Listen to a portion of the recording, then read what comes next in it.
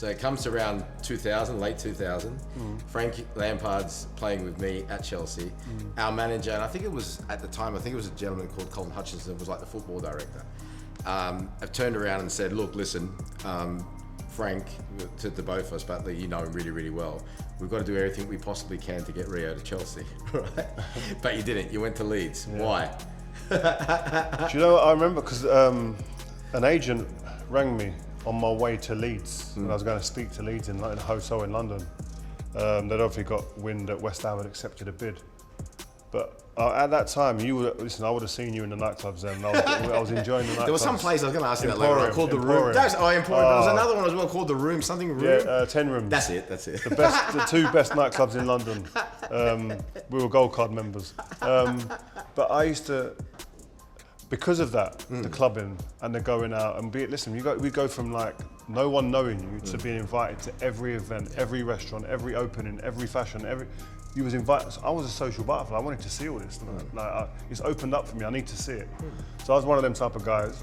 And then that offer came from Leeds. And then when Chelsea asked me to go to Chelsea, I said, listen, no point in even having a conversation. They offered me more money, but I was like, my mind was made up that I need to leave London, get away from some of the bad influences, i.e. the clubs and whatnot, and go and really focus on becoming the best I could be.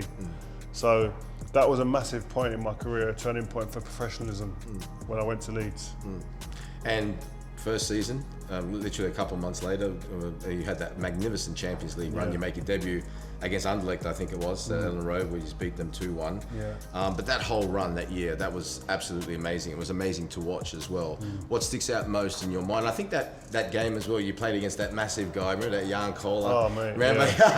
massive guy. But you handled him like really, really well.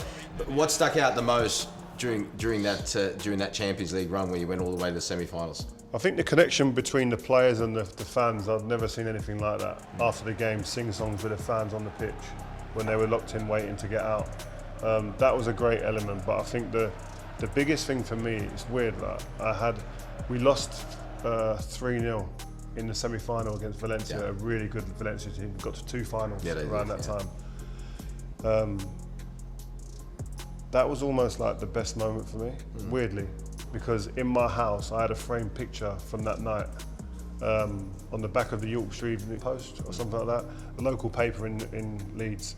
And it was me bent down with the armband on, my name and my number, and then behind me was like the scoreline, Valencia 3, Leeds 0. Yeah, I needed that because I need to get back there. Do you know what I mean? And I used that as fuel. You liked that as fuel to your fire. That was fuel for me. So I had that framed and it was put up in my house. And I'd see it quite often, obviously, and that was like a spark of we got to keep working. A lot of people used to always think that about you. A lot of people would say before team meetings when we're going through the team, whoever you're playing for, don't upset him. Yeah, just tell him how great he is and this and that. Don't upset him, because if you upset him, we're in big trouble. Yeah. So, I want to just touch on that magnificent quarterfinal against Deportivo La Coruña. I always remember their manager. I can't remember his first name. Iroreta, I think his name was, turning around and saying in the press conference, Leeds are the weakest link in this competition. Didn't work well for him, did it? No. We beat him at home. Yeah, I think I scored. I scored the third goal. Ferdinand! 3-0 Leeds! Rio Ferdinand's first goal for the club is a special goal. I didn't score many, but I remember the third. I scored the winner actually in that game. And this is when I knew Champions League was different. We battered them at Ellen Road. It was a good ground for us. But we went to their place, and they had a guy called Fred, their captain, I think his name was, or Fran, and a girl, Jalminha, Brazilian number 10. They didn't turn up at Ellen Road. When we went to their place, they absolutely battered us. 2-0. We were hanging on. We just went through. But that's when I realised, these teams are different home and away. It makes you realise at that level, the Spanish teams weren't great at travelling like that. Same with Valencia in the semi-final. Came to Ellen Road, we should have beat them really. We drew 0-0. Went to their place confident, naive, got smashed 3-0.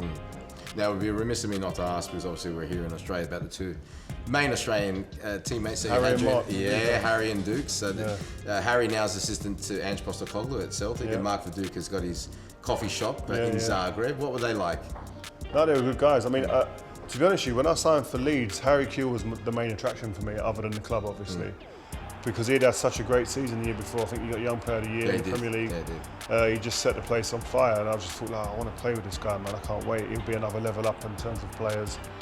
And I got there, and unfortunately, he had an Achilles injury, which messed him up, and he never really got that explosive power back again. Yeah. And he was never quite the player that I anticipated him being, unfortunately, but still great talent, ridiculous talent. But Mark Viduka, like, people ask me about players that I played with. Mark Viduka could have played for anyone. He was a ridiculous football player.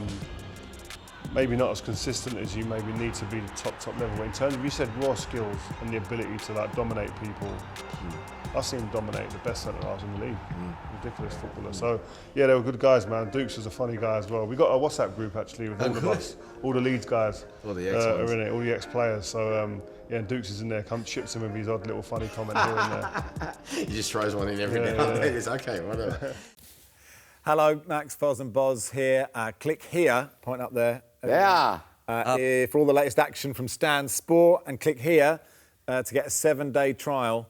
Stan.com.au. Champions League, Europa League, Conference League, live, ad-free, on demand, 4K. Do that, please. Thank you. Goodbye.